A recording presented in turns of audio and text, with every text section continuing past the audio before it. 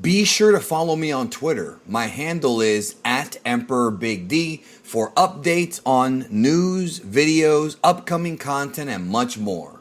Dragon Ball Super Superhero out now in Japan. A lot of you guys have seen this film already because, let's be honest, the internet is what it is nowadays and things get on there real fast like that sometimes. I was actually pretty surprised it was so fast. On today's video, what I want to discuss though is comments from creator Akira Toriyama, who also wrote the script for Dragon Ball Super Superhero, and what he thought about the film. A lot of this comes from the Dragon Ball Super Superhero pamphlet that came when you go see the movie in Japan. Now, I don't know if that pamphlet is going to be translated and included in the US release of the movie coming up August 19th. I don't know. I would assume not, because it seems like something that's just for the Japanese, and they never really give us cool stuff like that, even though I wish they would. So what I've done today is I got Herms, and I'm as always, thanks to Herms, the oldest, not as far as age, but as far as experience goes, and one of the more knowledgeable Dragon Ball translators, well, Japanese translators we have in the fandom, that includes a Toriyama interview about Dragon Ball Super Superhero, as well as his thoughts on the movie itself. I want you guys to remember that Toriyama wrote the script for this, but he did not actually produce the movie. Toei Animation did. So the fight scenes and the choreography and the way things look, not really Toriyama's thing. He wasn't even supervising it. It was just all done by Kodama and the team over there at Toei. And he finally got to see the finished product, and we're going to talk about all that here today on this video. So I want to go ahead and get to this translation of the Toriyama interview. And there's not going to be any spoilers in this. I'm relatively sure there's not going to be any major spoilers. I did do a non-spoiler review yesterday on the channel for those of you who don't want to be spoiled. And I will be dropping a spoiler review giving my thoughts. And the spoiler review will have thoughts that aren't in the spoiler summary, because when you actually see the movie, things are very different than what I expect them to be like, and I'm going to go over all of that in the spoiler review probably later this week, so stay tuned for that. Let's go ahead and get to this this Toriyama interview. So the question is, what are your thoughts on seeing the visuals in their current state of completion? This was written before the movie was finished. Let's not forget that. He says, I'm writing this after a private test screening featuring still partially incomplete visuals and only the voice actors' voices, but no sound effects, music, etc. Even so, it was plenty impressive, and I got excited thinking of what it would be like once complete. By the way, the subtitle Superhero, I totally forgot the film's main title is Dragon Ball Super, so there ended up being two supers. I guess everyone thought I had done it on purpose because nobody pointed it out to me, laughs, so it's my fault the super is repetitive. Can you guys believe that Akira Toriyama forgot that this is now called Dragon Ball Super, that modern Dragon Ball is branded as Super? What does that tell you? It tells you what I've been telling you guys now for a while. And if you're new to the channel, you might not know this. Toriyama is not the guy who's really pushing for Dragon Ball Super. He's involved, but Dragon Ball Super is now corporate. It's Toei, it's Shueisha, it's Bandai, it's Fuji TV. Dragon Ball is no longer just one guy writing a manga. That's what it used to be in the 80s. Not anymore. Now it's, you know, corporate, and thus Toriyama himself is like halfway checked out, which I don't know how to feel about that, because honestly it's weird. Next slide right here. For the film, the evolution of imagery really stands out. This improvement on the visual front is something you yourself were hoping for, so what are your thoughts on it? Up until now, while everyone has worked really hard on the animation, there have always been areas of unevenness in the finished product due to the division of labor and the different talents and quirks of the animators. This is good stuff, by the way, y'all. This time, though, thanks to this revolutionary new method, that unevenness is gone. There's no cutting corners, even with the background characters. I'm really impressed. I don't know anything about film, so I don't really understand how they did it, but it looks like it took a tremendous amount of time and effort. That's for sure. This movie's been in pre-production since 2019. Pre-production. Then it went into production 2021. So they really, you know, took their time with this. And once again, it goes to show that even Toriyama himself felt like, you know, he's not supervising them. He's not actually at Toei watching them do this. He just sends in his script and they take care of the rest. But once again, notice how he talks about that the unevenness is gone. I disagree. He hasn't seen the finished product, but I've seen the film, and there are at least 4 or 5 cuts that don't look very good, yo. That the 3D does not look good. I'll leave that up to you if you haven't seen the movie yet, but I think when you guys see the movie, if you haven't, you'll notice these 4 or 5 I guess just unfinished or just unpolished scenes. They're there. They're noticeable. But the rest of the movie was way better than I thought it was going to be visually. What did you think of the first when talk turned to a follow-up to the film Dragon Ball Super Broly? He says, the previous film Broly focused on the battles of next level strength. If we had just kept going on like that and made the next movie another battle film, it seemed like we would lose Dragon Ball's cheerful spirit.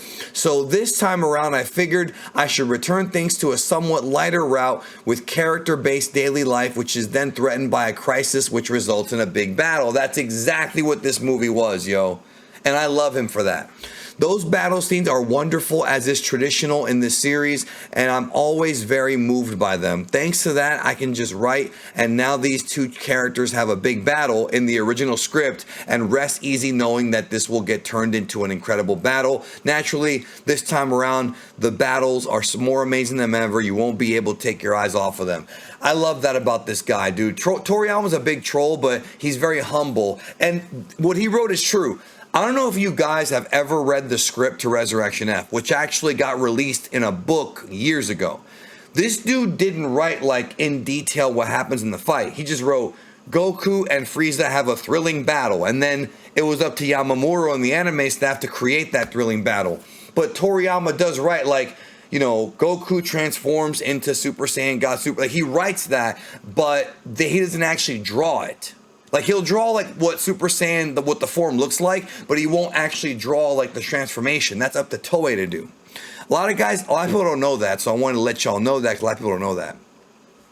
What was your aim in featuring Gohan, Piccolo, and the Red Ribbon Army? Gohan's actually stronger than anyone, or so it said. This is a very controversial interview, by the way. We're going to get to it in a minute. But lately, he hasn't really gotten a chance to shine. In order to motivate Gohan, it takes his revered teacher Piccolo rather than his father Goku. I figured I'd try giving birth to some new superheroes by putting these 2 in the spotlight through their intense battles with the Gamma androids.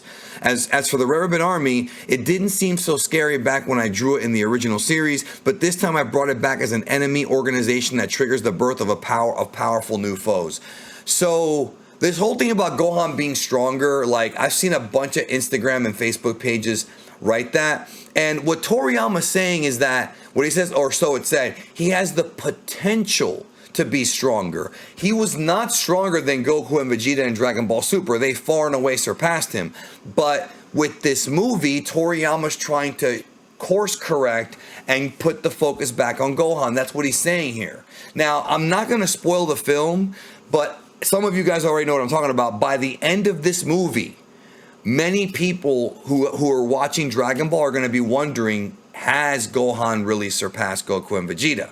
Or where's Piccolo stand? The power scaling is going to really create some debates here because it is something that is, you know, worth talking about. Let's move on to the next slide here. In this movie, we see Piccolo's daily life and some unexpected parts of his personality. Is there any more backstory beyond what's featured in this film? Piccolo is a rather complex character. Originally, he was the Demon King Piccolo, who split off from the god who created Earth's Dragon Balls. Kami, of course, what he's talking about. But he was defeated by Goku and the child, or rather doppelganger of himself, he left behind, entered the Tenkaichi Budokai under the name Ma Jr., which is Piccolo, in order to hide his real identity. There later, during the battle against Frieza, he powered up by merging with Namekian named Nail, and even later he recombined with God, which brings us to the present. Talking about Kami, it was Piccolo fused with both of them, Namekian fusion.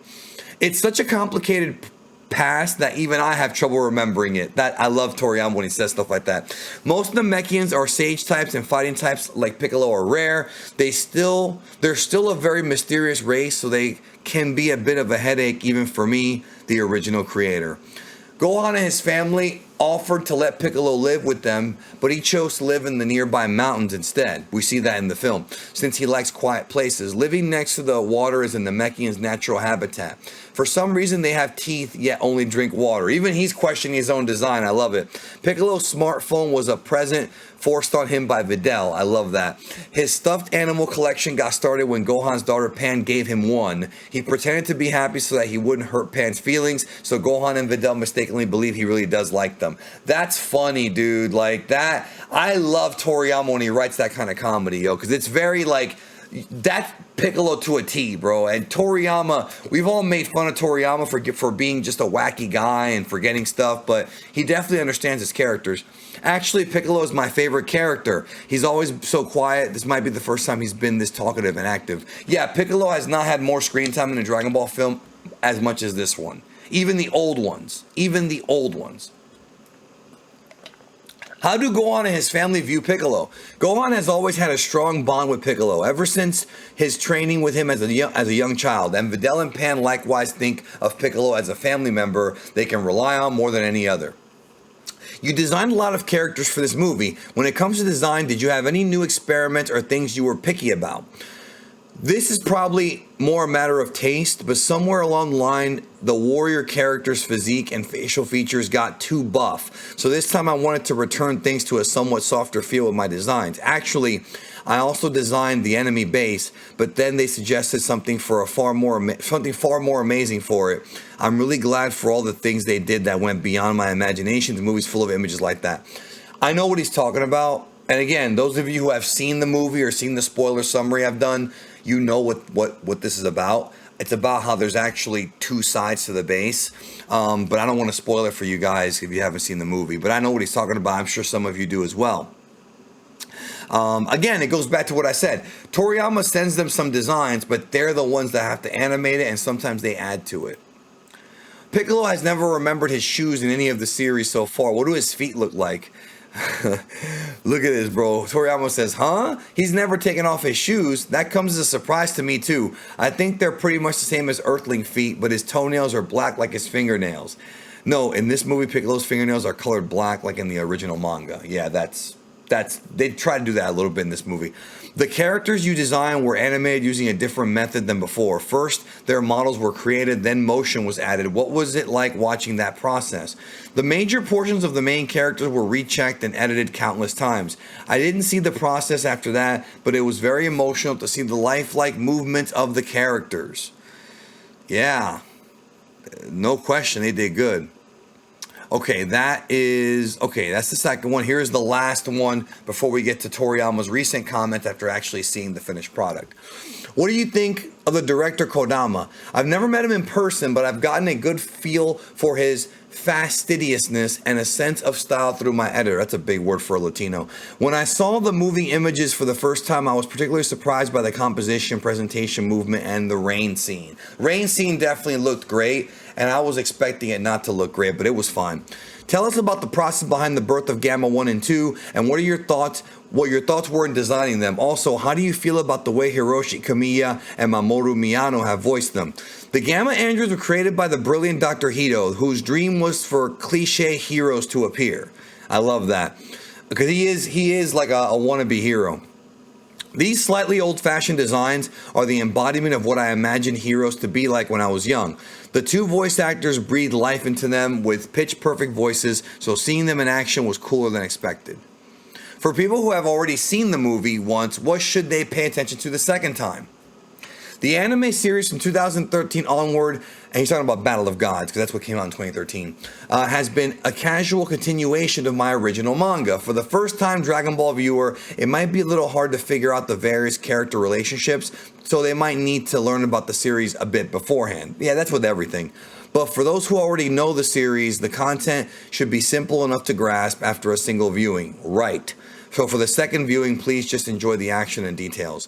Note, too, the anime series, which began with Dragon Ball Z Battle of Gods and continued with Dragon Ball Resurrection F, Dragon Ball Super, and Dragon Ball Super Broly. So that's what I was saying, that he's talking about Resurrection F. I'm sorry, he's talking about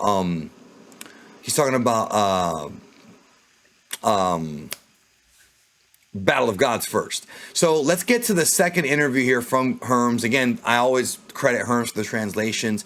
This is Toriyama's comments on seeing the finished film. And again, there's not really big spoilers here at all. It's just stuff that you know from the trailers, but he does give his thoughts. Okay, here we go. I've finally been able to see the completed movie. In short, it was an amazing animated film.